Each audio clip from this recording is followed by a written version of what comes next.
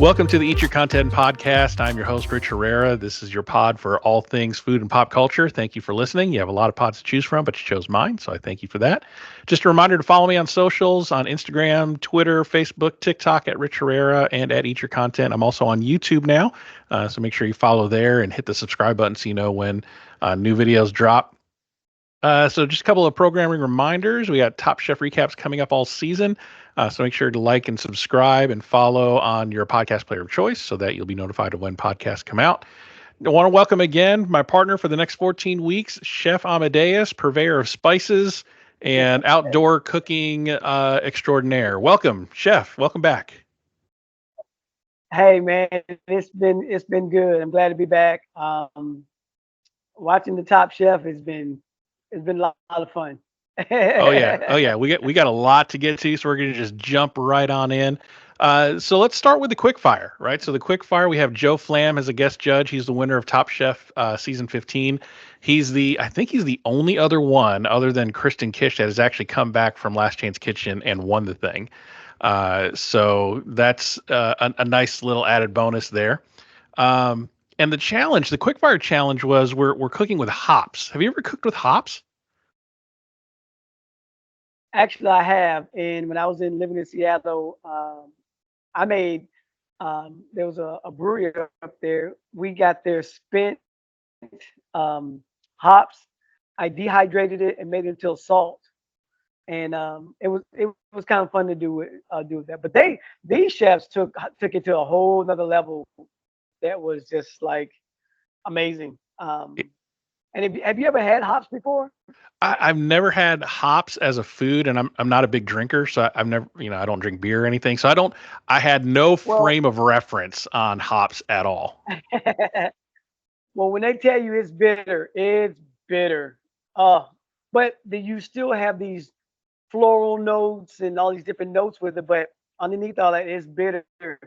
And we'll get into how they did with that and everything. But yeah, hops are you have to be very I've cooked with hops and I've cooked with a lot of things with the beer, but yeah, they did a good job on that.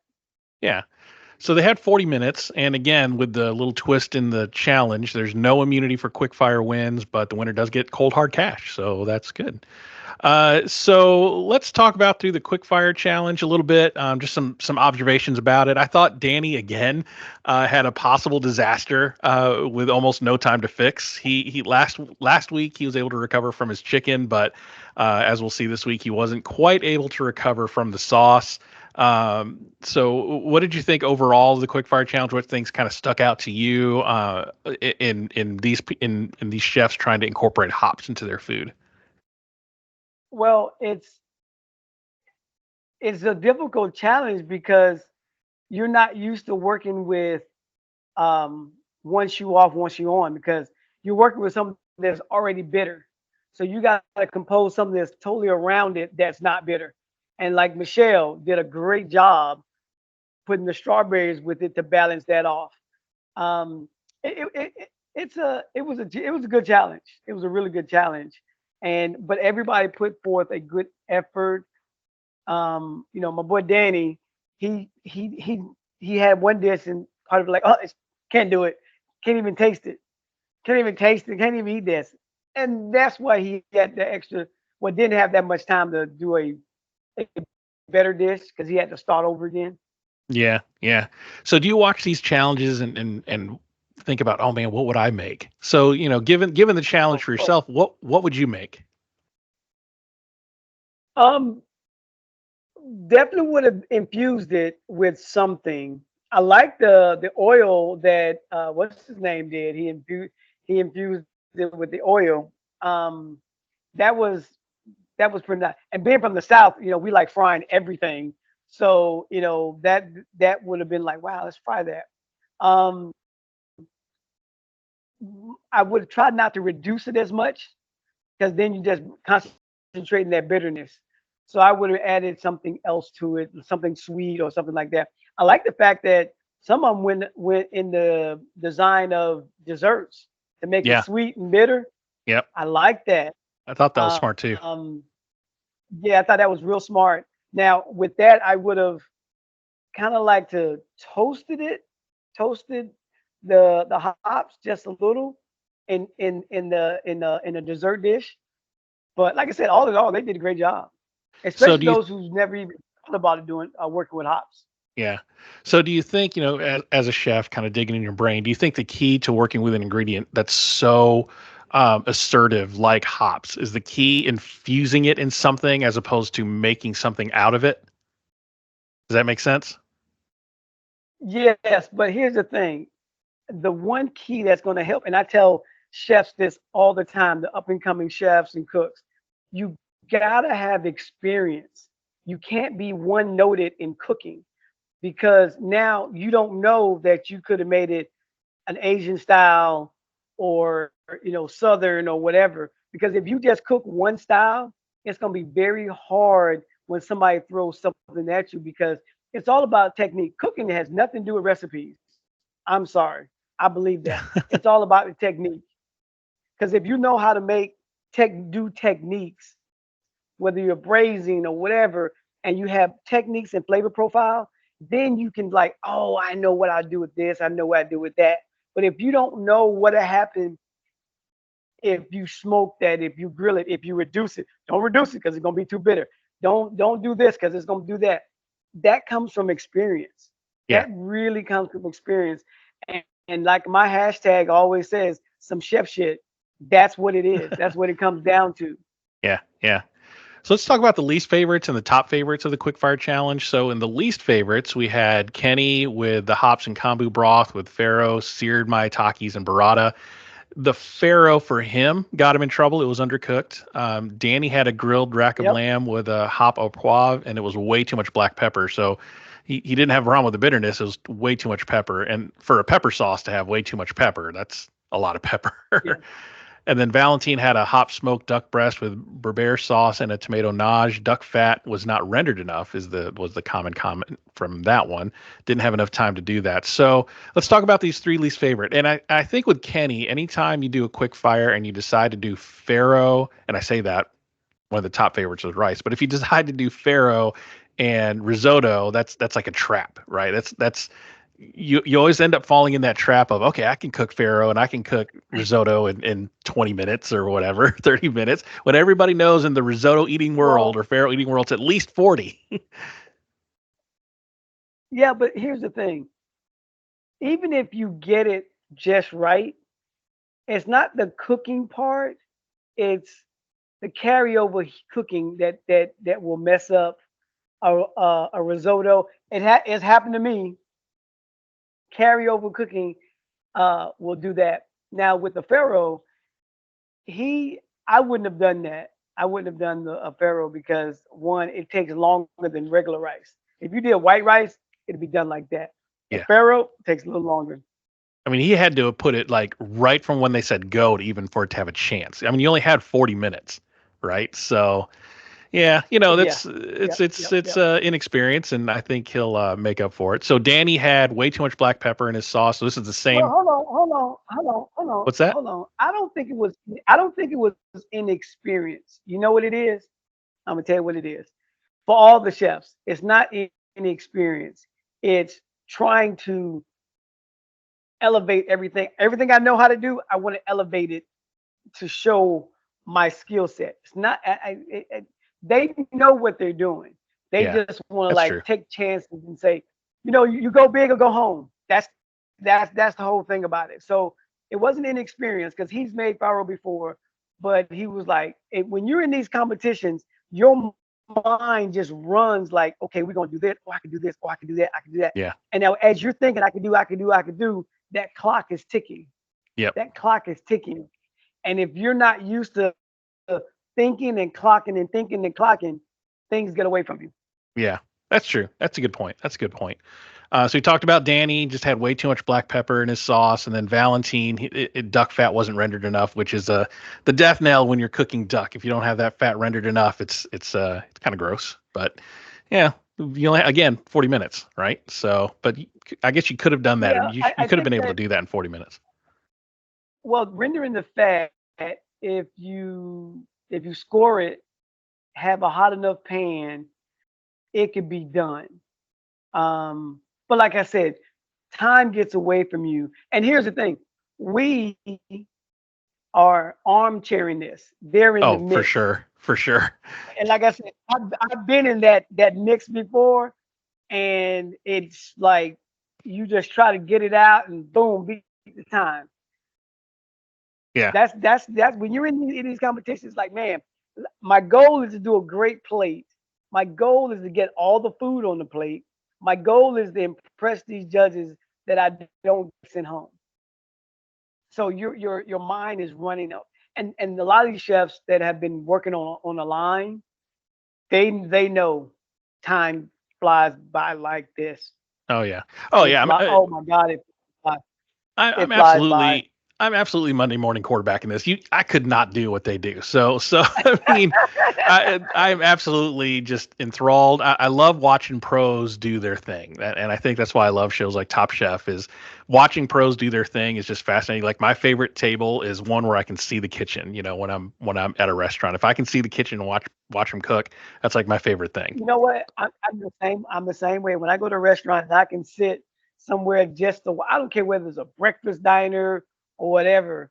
I mean, there's a few spots here in Jacksonville I like to go to and sit right at the bar just for entertainment purposes only. Oh yeah. Oh yeah. So let's talk about the top favorites. The top three in the quick fire. We had Laura with a hop infused rice pudding with berries. Using rice pudding as a vehicle for the hops, I think was a great idea. One thing that we're probably seeing Yep. the common denominator in the top three with Laura, Michelle, and Kevin is they incorporated a lot of sweetness to offset that bitterness. So Michelle did a grilled flank steak with a charred strawberry and shallot salad tossed in a strawberry vinaigrette, which she infused with the hops. And then Kevin did roasted blackberries and raspberries with a Flor de Sel crumble and whipped cream, and he infused the oil with the hops. So all three of these Right. did infusions and did sweet. Um, Good strategy. Well, yeah, like I said, and Michelle, my girl, she had to break out that roasted part because that's her pitmaster thing. Yep. I was very impressed. Like I said, I picked Michelle because of these things. We talked about it last week, like the way you picked your team versus how I picked my team. Yep. Oh yeah. It's and it's. and We'll talk about that too and in this and episode. Michelle is one. Yeah, and Michelle is one of those chefs that just reading her bio wasn't enough for me. It was knowing the chef. And I always tell food bloggers this here: if you're going to critique these chefs' foods, find out about the chef, where he or she came from and the background, because you never had their dish done that way doesn't mean it's wrong. Because if Right. they come from the Midwest and you're from the South, you've never had it like they've had it, and Right. vice versa. So I'm very impressed with Michelle. I'm Yeah. glad I got her on my team. Yeah. I know. Right. I may have to initiate the trade deadline here in a little bit and see what we can come up with. No, I'm just kidding. sir. So of the I was thinking about that too. I'm like, I like my team. I think I might have to stick with my team. I don't know. Your team's killing it. Your team's killing it. So the top three we had Laura, Michelle, and Kevin. The winner of the quickfire was Laura. So Laura gets 5 points for your team for the quickfire win. So congratulations on that one. And I want to talk real quick about Kristen Kish's first quickfire challenge or first quickfire judging. Straight poker face. I don't know if you were watching her when she was eating the food. You could not tell what she was thinking, and I thought she Well, did here's the thing. I, fantastic with that.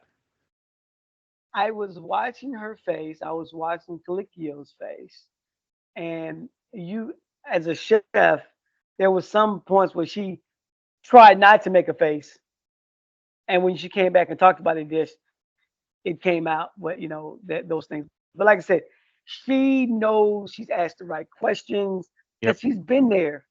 She know what you're going through. Yep.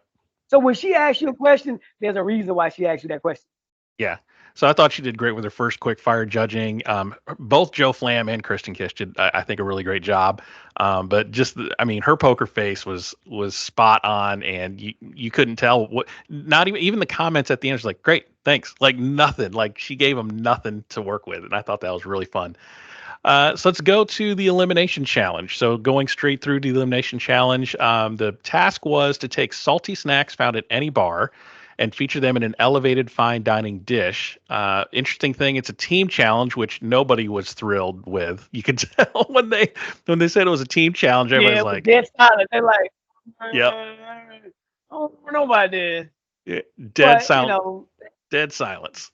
But even Joe Flam was like, "Man, aren't you like looking forward to working together? Like, what happened at the house last night?" So I thought that was really interesting. But as a team, they have to create a seven-course progressive meal featuring seven different bar snacks. So the bar snacks were popcorn, pickles, pretzels, mixed nuts, potato chips, olives, and they said toasted corn kernels, but come on, it's corn nuts. Everybody knows it's corn nuts.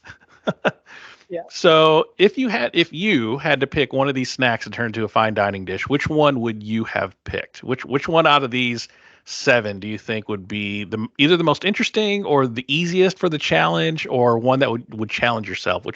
Which one would those be?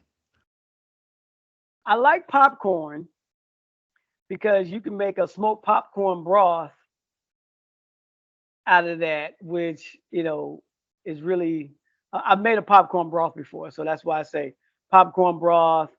Um, my number one pick when he made that mole with them nuts, I was like, Oh yeah, that was right up his alley. um, that old man, he was just, I think the other one that was kind of interesting was the chips. Yeah, Doing chips could have been, well, the way that Charlie did it, using that scales. I think there should have been a little bit more depth of flavor in those chips. Like you could have charred the chips, not burn them, but give them a little char, or smoke the chips and put it on top of that. yeah, Um, the other thing you could have did was pureed the chips, add a um, chicken broth to that, and whip it up till yeah, like it's like a paste, and you could have done garnishes with that. You could have made this. So when I'm cooking and creating like this, it's the what if factor. So and this is I do this all the time when I'm trying to create something. It's the what if factor. What if I had chips? Okay, what if we charred the chips? What if we smoked the chips and made it into a crust? What if we got the chips and made a sauce out of the chip? You know what I'm saying? Just right. constantly what if, what if, what if, what if.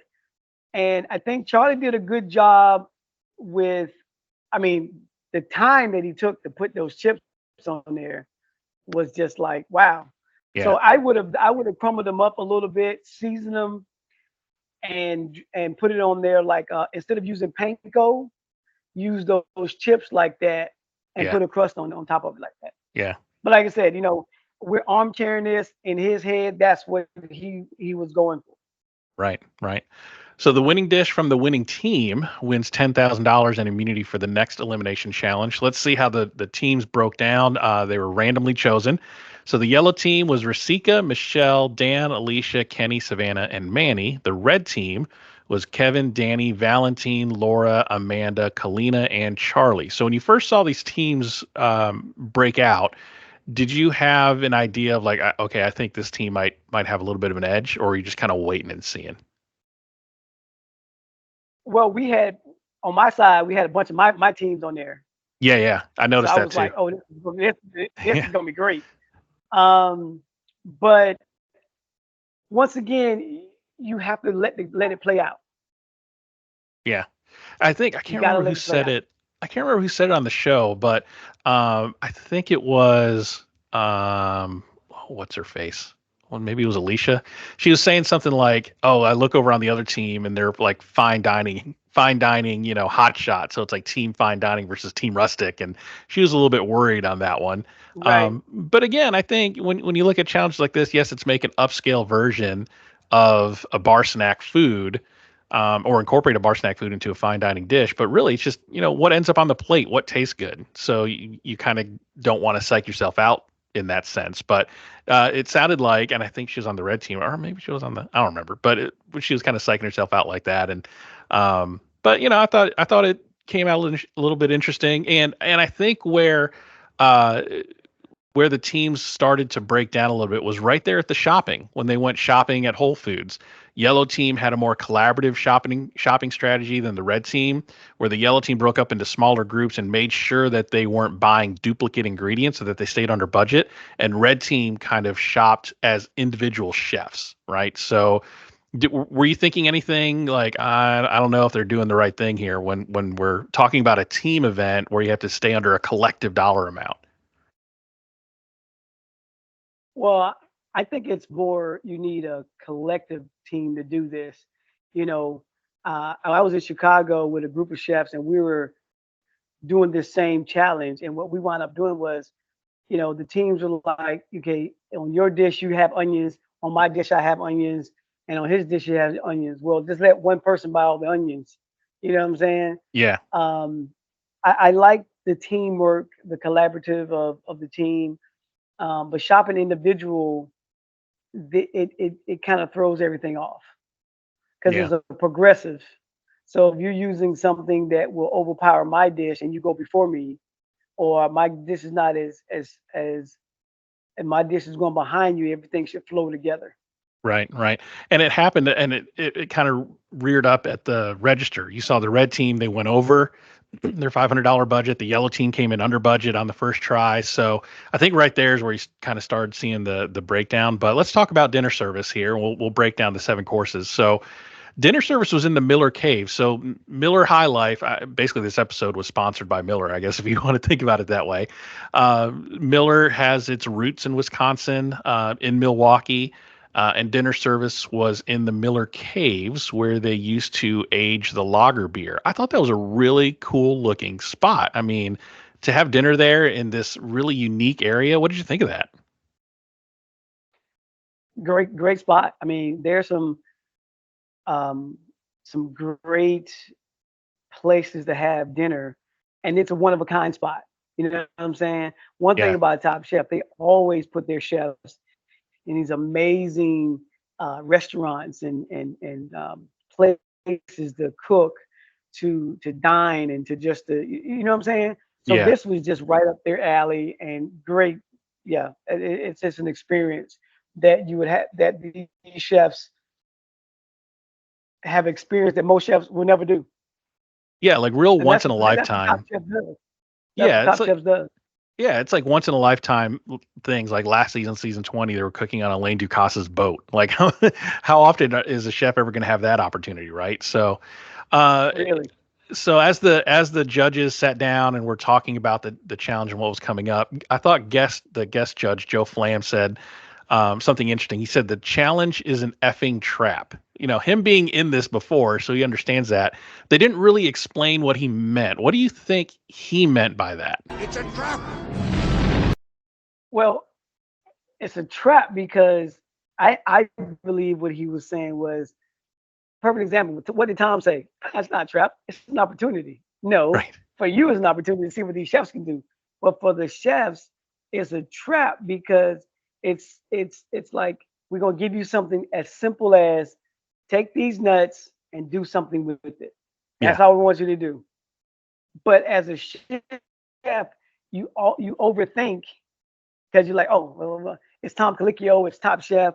I want to do this. I want to do. That's why I was telling you about what's his name. This it wasn't inexperience. He's always raising the bar, and sometimes you raise it too far where you can't even come down from it. Yeah.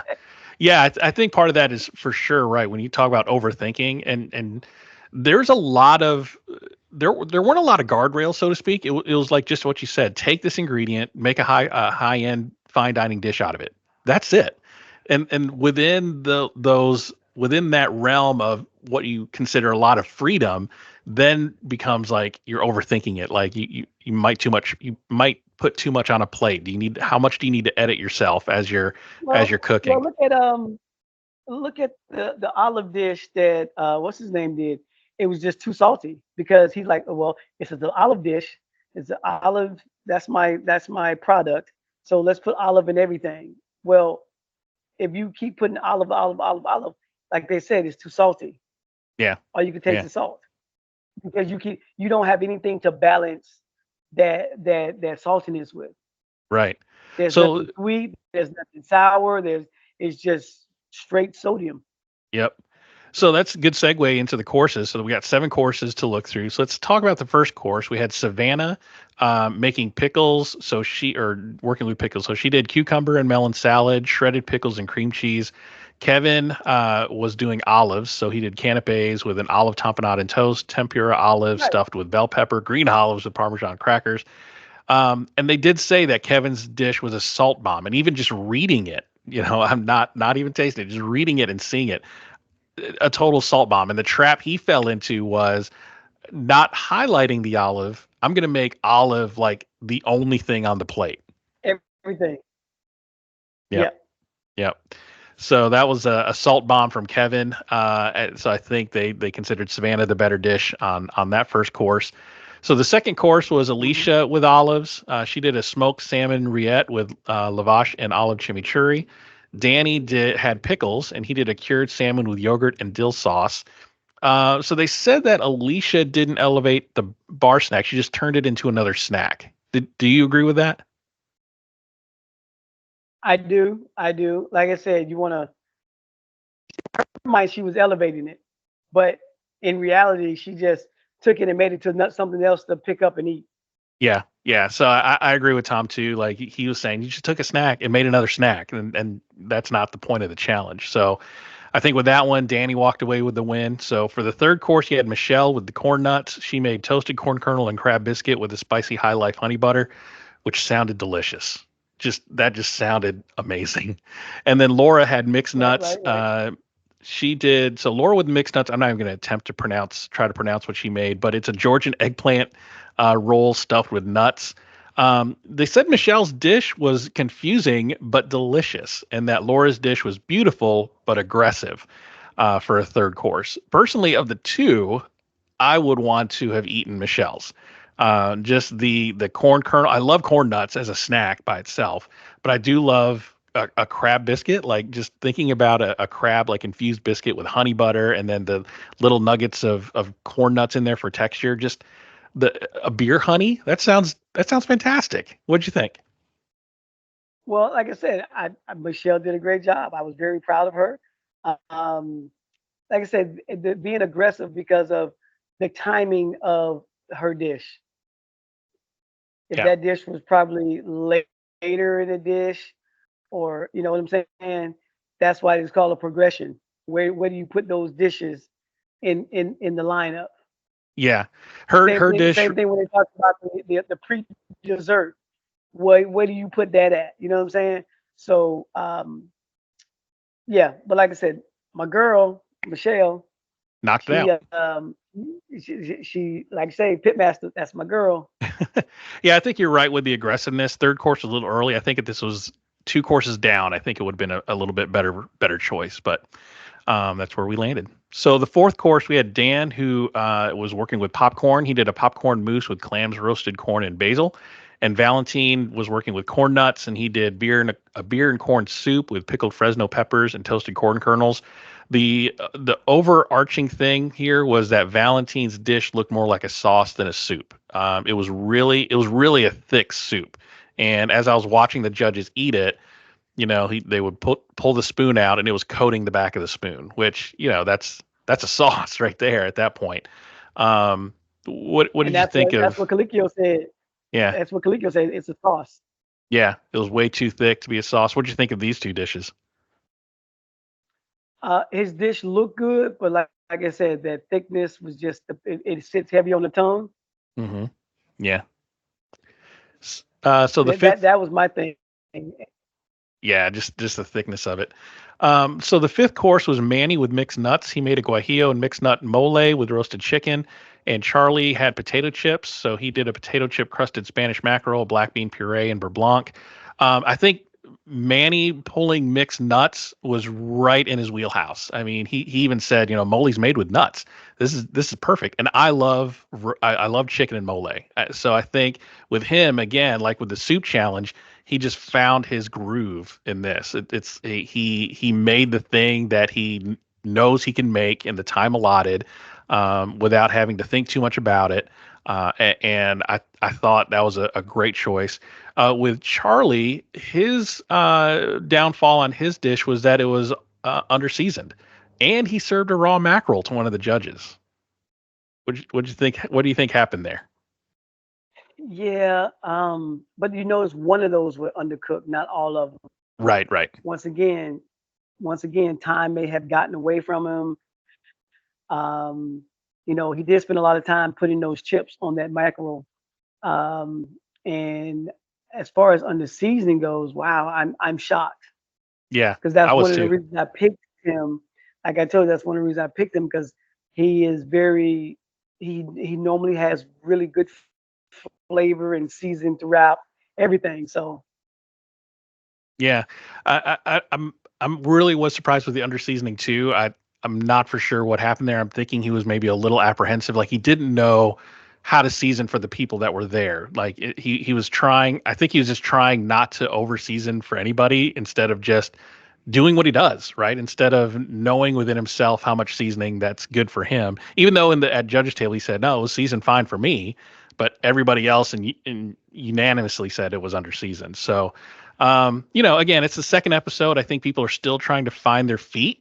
And trying to kind of figure out where they are in the competition. And I think that's just what happened with Charlie. I don't think this is obviously not a representation of who he is on a daily basis, but, competition does that.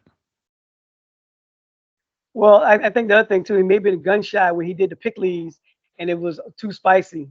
Yeah. Oh yeah, that's right from the quickfire. He did the pickles and the quickfire. And yeah, Joe Flam was breathing fire. So maybe yeah, that was in his back of his mind maybe. So the sixth course, let's talk about that. We had Kenny working with potato chips. He did a potato chip pave with Tagarashi yogurt and a beer braised short rib. Amanda had pretzels, and so she did a quote beer and pretzels, which was a pretzel beer foam with miso. I like what she did with the pretzels and the beer gave it that flavor because she was really and that's what she was trying for. You know what I'm saying? Yeah, And when you cooking with confidence like that, that's what happens. yeah. She did a good job. Yeah, Kenny, I think was cooking with a little bit of confidence too. As you speak about that, Oh his yeah. dish looked amazing. Had these like stacked like crispy potatoes, and I thought it looked really weird. I thought it was kind of interesting that the judges said Amanda's was weird but worked, and this was that pre-dessert thing, which I thought was a Right. very risky thing to do a pre-dessert, and it was just weird, but. Amanda apparently made it work because the judges liked it and they thought it was a good dish, even though they thought it was just a little weird the way it was put together. So seventh course. So the last course here, we had Rasika with pretzels, or Rasica, I think is how they pronounce her name. Rasica with pretzels. She made a Rosica. barley pretzel cake with pretzel granita and a honey mustard sauvignon. And Kalina was working with popcorn. She did a buttered popcorn budino and salted caramel sauce with chocolate and caramel popcorn. I thought Rasica with the honey mustard sabayon was just a flex. I mean, that should not work Oh, it for was. dessert, Oh, but oh. it does. When I heard her say that, when I heard her say honey mustard sauvignon, and I was like, sauvignon, honey mustard, what? Right. Are you kidding me? I was, yeah, I was. That's the creative process that I'm talking about, the what if factor. And I think Tom Colicchio said it best at judges table when he was talking about these dishes. He said some of these dishes would not come out of any of these chefs' brains unless they were in this Right. competition. And the first thing I thought of was Yep. this honey mustard sauvignon, which on paper should be horrible, but apparently worked. It apparently worked Right. because the And judges said I these were think some of the best courses of the night. and and I agree with Tom because like the dish that I did on when I won on the Food Network, it was a dulce de leche crusted skirt steak with a charred salsa. And the judges was like, why would you put sweet on a steak like that? You know what I mean? Hmm. And it worked because I blended those flavors together. And that's what she did. She did an amazing job. Like I said, I would that putting mustard in the Sauvignon was just crazy. That was a crazy flex, and I hope to really see a lot more creativity like that out of her as the competition goes on. I think that's just a little taste of things to come. So a couple of observations from the elimination challenge from me personally. I would have liked, but I don't create these challenges. I would have liked to have seen the courses go head to head with the ingredients, like olive versus olive, pretzel versus pretzel, Right. popcorn I versus thought about popcorn. that too. Yeah, because I think that would have been a more you're comparing apples to apples, right? Or peanuts to peanuts, as it were, instead of kind of doing this kind of random pairing. So that's just me. I thought that would have been a No, better. I I agree with like the you. symmetry. I like the symmetry. I totally agree with you. They should have did the olive. That way you can really tell the difference because if you taste the olive dish first and then taste one three dishes down along with a nut, the nuts, it just yeah, I agree with you. I would have liked to see them go head to head. Yeah. So what other things stood out to you in the elimination challenge that made you go, oh, I need to take some notes on that. That's going to be interesting to see later on. Well, I think the whole challenge, just the Okay. just taking something as simple as potato chips and elevate it to something simple as peanuts. Because when you think of in the food world, when you think of nuts, you're thinking of like um, a peanut sauce. You're thinking of a peanut soup. You know, nut crusted something. You know what I mean? Yeah. But here, you can't be that safe. You gotta go out and say elevate everything. And as you have chose your team, you see that they are capable of elevating these things. Sure. So we both were like, okay, I hope you were like me, like, okay, let me see what my team is going to do to elevate something as simple as, a potato chip, mixed Right.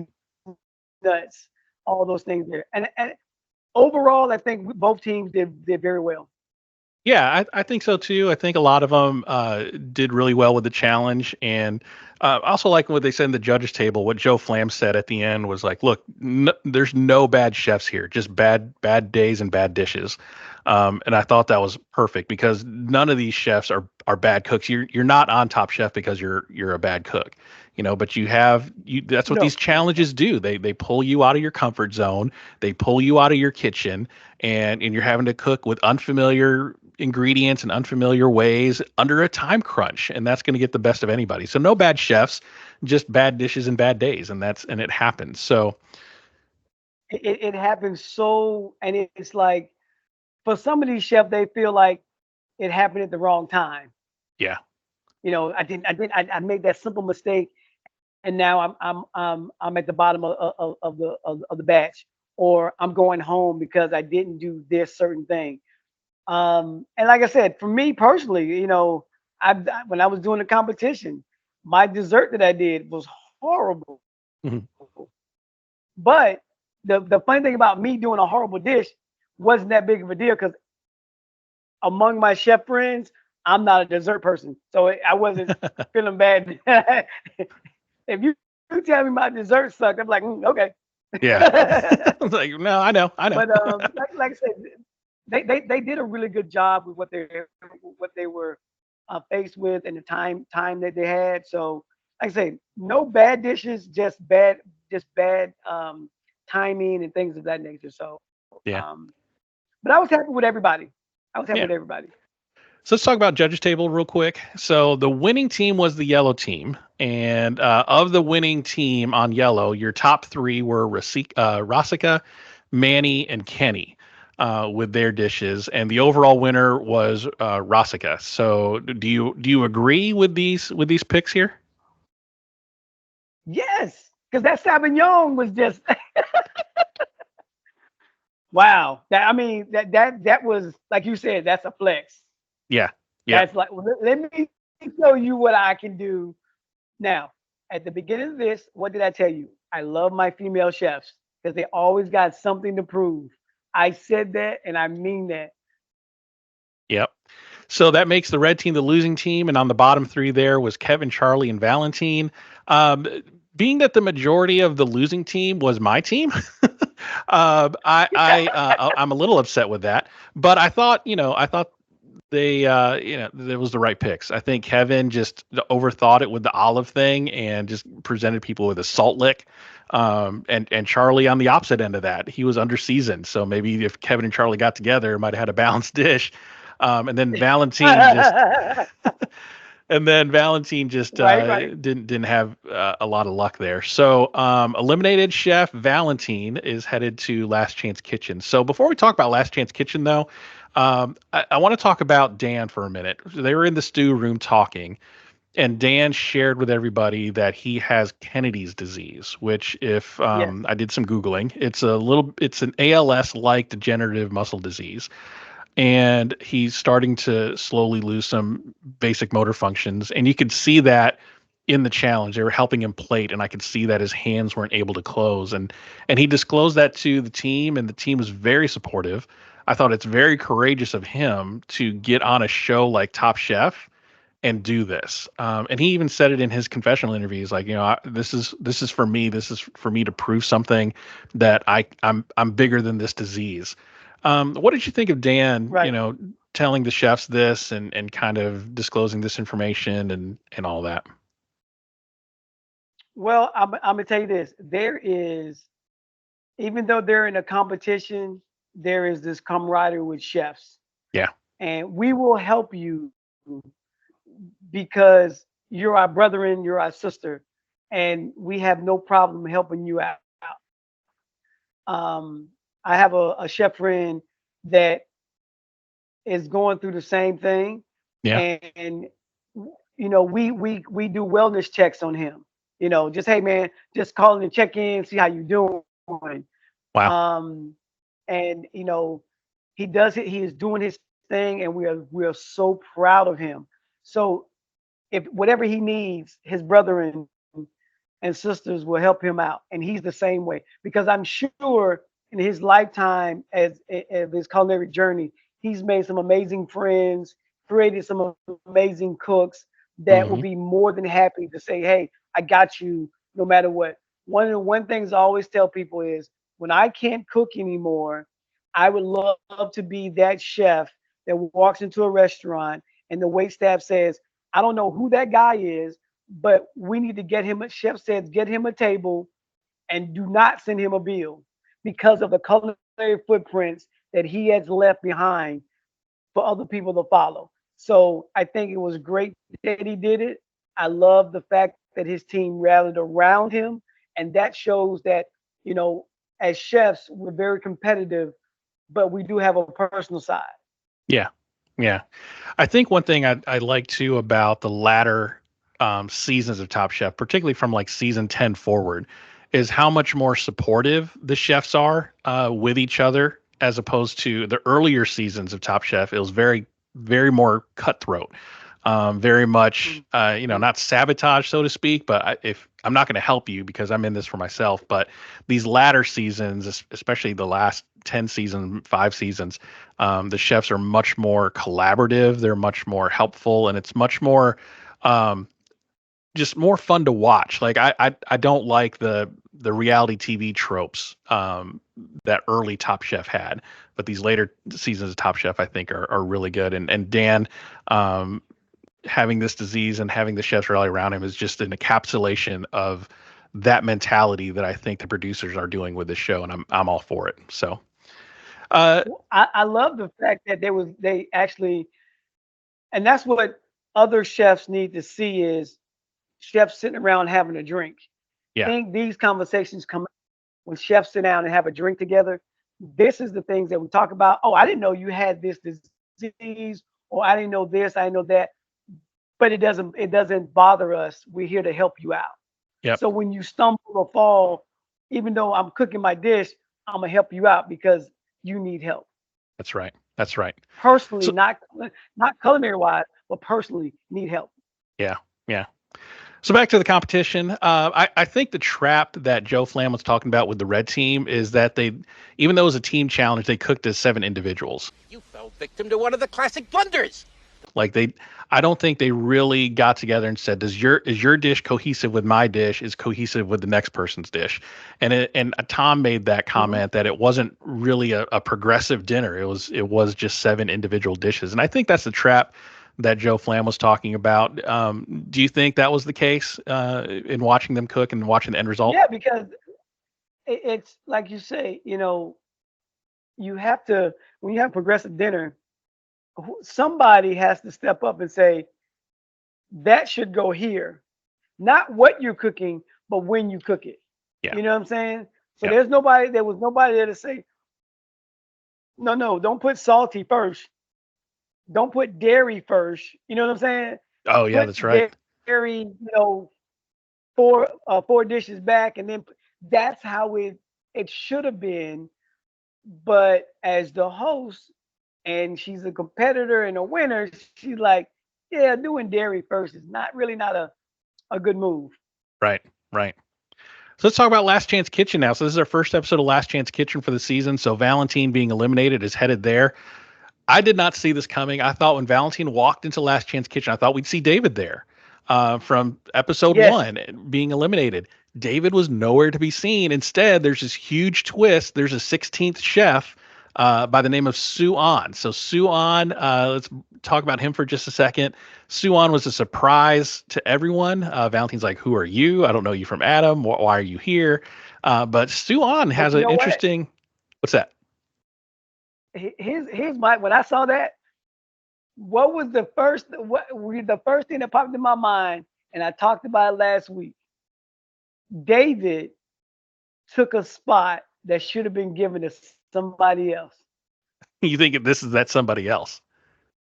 I think this is that somebody else because, like I said last time, you know, you want to cook everything in the perfect world, and like Tom told him, this Top Chef, yeah, you always gonna be out of your comfort zone, and if you can't, conform and be comfortable being uncomfortable, well, we got somebody who would love to, and then of course because it's television, we need somebody that's gonna do some ratings. And I think this new chef, he's gonna shake some trees. Yeah. So let's get to know Suan for a minute. He started off as a pro golfer, which was interesting, before pivoting to becoming a chef. Real impressive resume. I did some light Googling on him. He's from Chicago. He worked at Grace under Chef Curtis Duffy.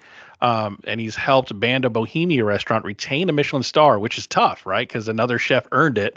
And you coming in as the next executive chef have to help retain it. I think retaining is, I don't know, maybe a little bit more It's difficult than harder. earning. Yeah. So he's got the Listen, chops. that that is the I tell young cooks all the time. The hardest thing is not getting a reputation, is maintaining it. Same thing with a Michelin star. It's hard to get a Michelin star, but it's harder to maintain and then go up one. But just to maintain it is just yeah. It takes a lot of teamwork, a lot of creativity, and all that to maintain that. Yep. So the twist with Suan is he has to win 5 Last Chance Kitchen challenges to get into the main game. So he's got to beat 5 other chefs to get in. So he is literally clawing his way from the bottom, which, I love a good underdog story, and this kind of puts him in that underdog position by default. Um, but the question remains, where's David? Like you got to wonder. The Right. conspiracy theories are going wild on the internet. I think there was a Twitter post by David that says, I was no longer competing in the competition, and that's all I can say, NDAs and all. But you got to wonder, like, what happened? Like, did him insulting Tom Colicchio's hats last week maybe be like, nah, I want him out of here? Well, like I said, I I said it once and I say it again. If your heart isn't in it, if you're just to get more famous or whatever, you're not one, you're not good for television. Number two, you took somebody else's position that really could have brought something more to the table than what you brought. Because you David phoned that in. Because he was like, Yeah, yeah, if you see him just walking around the kitchen like, oh, well, just I put this together. No, yep, dude, you got to go in at it. with a sense of urgency. Now, I have a question for you. Listen, as the host of this game show, I have a is Sue on my team now? Well, I was going to ask that. You drafted 8, I drafted 7. I think it's only fair I get Sue. So we have an even number of chefs. So and yes, I'm gonna play the rank card of I'm the host of this show. So I am gonna take Sue on for me. Now that could work out for my benefit. It could not. He could go out in the next one. Who knows? But I'm Yeah. gonna take Sue on. I'm gonna take Sue on my team, and we'll have an even Okay. number of All chefs. right. But you know what? I have to say I'm very happy with the rest of my team. Oh yeah. Um, and my shinings are Michelle and Manny. So Yeah. So those are your aces. So I think you're going to go far with those two. So let's talk about the challenge itself. So Tom said, you guys worked with bar snacks, and now we want you to work with high end ingredients. But he wanted them to make a comfort food dish featuring a high end ingredient. So using a high end ingredient, but not in a highfalutin fine dining way. And it has to pair well with a beer because he said I'm drinking beer. So they had 30 minutes. So the dishes were Valentine's. He made a lobster bake with poached lobster, andouille sausage, fingerling potatoes, corn, and turmeric puree. And Suan did fish and chips. He did fried lobster and rice noodle chips instead of potato chips, and a caviar right. tartar sauce. The moment I saw Tom Colicchio bite into that fried lobster and heard the crunch, I'm like, Sue just won this thing. Sue just won this thing. That crunch, you could hear it around the world. And I was like, Yeah. yeah, Sue won it. What you think of these dishes? Sue he brought his game. He brought his A game. And once again, the corn sauce that he made was just he's gonna when he leaves Top Chef, he's gonna make the most amazing corn sauce.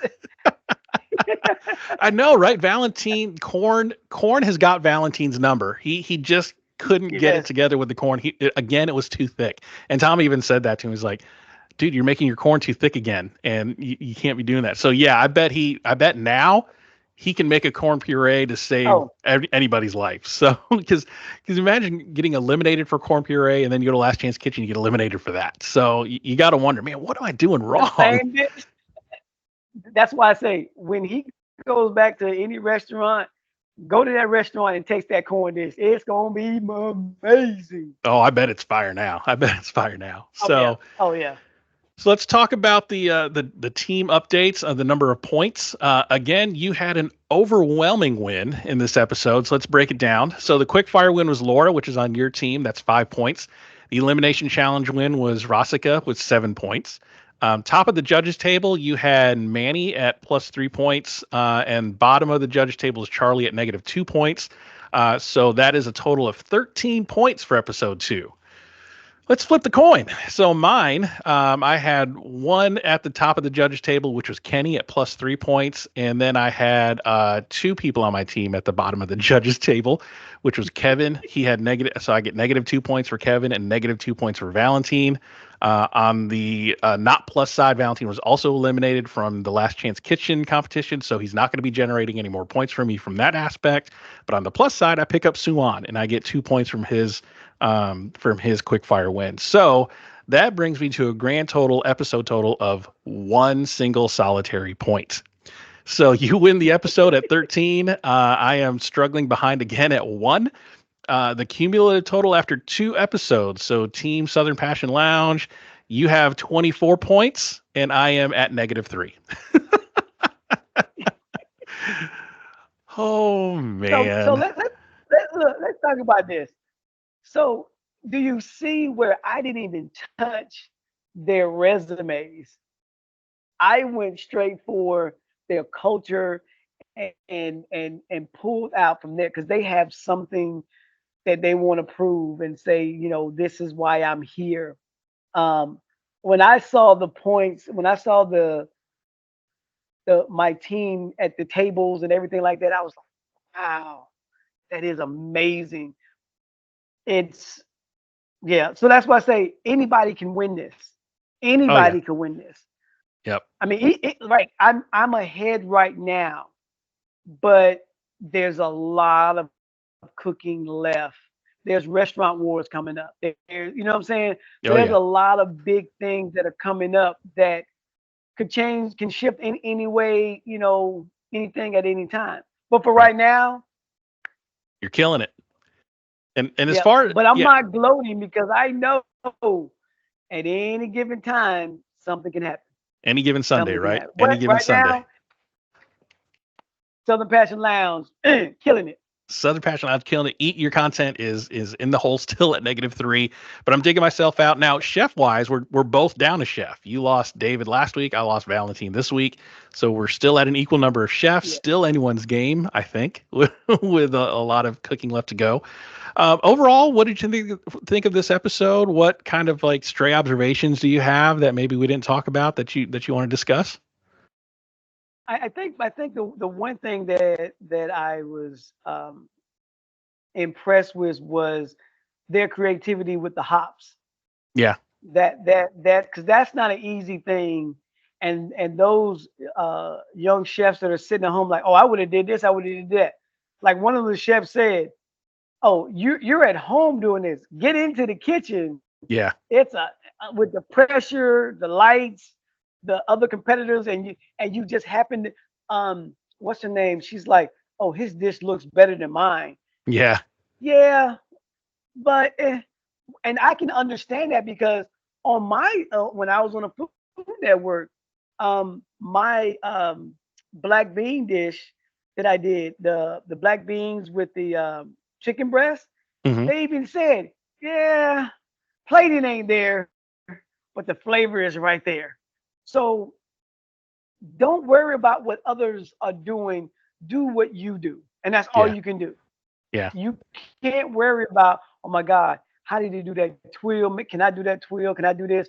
No, you have to cook, put your heart on the plate, not somebody else's heart on the plate. Yep, Um, yep. and like I said, overall, it's just fun watching them be creative. And like Tom said, if it wasn't for this competition, some of those dishes would never had to come out to say, "Oh wow, let's do this." Yeah, exactly. So a couple of things I thought was really interesting. Laura mentioned in a confessional interview that she just opened a restaurant 5 weeks before filming. I can't even imagine like opening up a restaurant. How much trust do you have to have in your team to say, okay, we've only been open 5 weeks, but I'm going to be gone for the next 2 months? That's crazy. Yeah, that's crazy. That's crazy. But on the other hand, it's great marketing for her restaurant. Sure. Yeah. The name was So she plastered on has there and everything. right. So now not only did she open up 5 weeks before the show, but now she's on the show not just trying to win, but trying to do a very good job. So people be like, oh man, we want to try this when we come back to your restaurant. Yep. Got to try that So food. that's the thing. And I thought Kenny in the quickfire was hilarious. It was when he came up to talk about his food, Kristen said, "So how'd you find the time?" And he said, "Well, I got everything up, but I needed to twerk." I mean, tweak. I mean, Yeah, tweak. twerk, Oh gosh, that was twerk. funny. But once again, you're under that pressure, and it's Your brain just like I turns said, to I'm mush. I'm very yes, I'm very so far. My only disappointment with Top Chef right now has been David. Yeah, Everybody else has been everybody else has been just amazing, pushing the envelope, as my hashtag say, some chef shit. They're pushing the envelope to make sure that people know that they're doing their best to win this. yeah. And with David being kind of your big disappointment, he's gone now. So the work, not I don't want to say the work ethic, but the attitude that he had coming into the show played out, and now he's gone. So yeah, Right. that's what happens. And we'll find out. I guess sooner or later we'll find out exactly what happened. But I think that like I said before, man, he and I don't like when people get on a show and do what David did, and there's a chef sitting at home like, I missed it because of something that he did. Right. Some chef could have been, I guess now is Sue could be in his spot. That's right. Now, on Sue's part, one thing to say how good you are, but it's another one to prove it. And you That's got right. four more chefs to go through. And Yeah. all those chefs that are on there right now, if any four from your team, any four of those go to Last Chance Kitchen, Sue got to bring his AA game and a backup because those chefs are that good. Yeah. Yeah. So Sue, even though I picked him up, this could be a one and done for him. We won't know until next week. But overall, I thought it was a great episode. Really loving Top Chef so far, 2 episodes in. Yeah. So I think we're off to a great start. Chef, thank you again so much for your time. What do you got going on in the next week or two that you want people to know about? Any pop ups or anything? So in the next week or two, I'm doing a couple of private dinners. I'm getting ready to in about 2 weeks. I've already done one.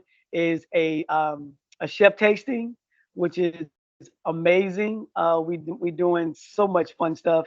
Working with local farmers, getting my produce, my meats, and all that fun stuff. It's a lot of fun. Um, I'm doing a dinner that um, they wanted something simple, and I had to elevate it. Yeah. Of course, I had to elevate it. My dessert that I'm doing, it's a smoked sweet potato cannoli, and I can't wait to do that one. And it's drizzled with a dulce de leche sauce, and it's going to be infused with a couple of things. But yeah, and I have a basil mint that I'm serving. Oh yeah, it's Sounds just going great. to be great. And then Yeah. they can just check. So like I said, that's what I'm doing, and yeah, so that's what I'm doing. So they can check that all that out on chefamadeus.net to check out those pop-ups and private dinners Yep. and learn more information from that, right? Yes, they can. Awesome. Awesome. Well, again, congratulations on another overwhelming win this episode, and we'll see what week 3 brings us. But thank you again for your time. I appreciate your insights. Not a problem at all. So make sure to follow me on socials at Eat Your Content on Twitter, X, and TikTok and YouTube. And make sure you like and follow and subscribe to make sure new episodes come out. Chef, we'll see you next week. Yes, sir. Look forward to it.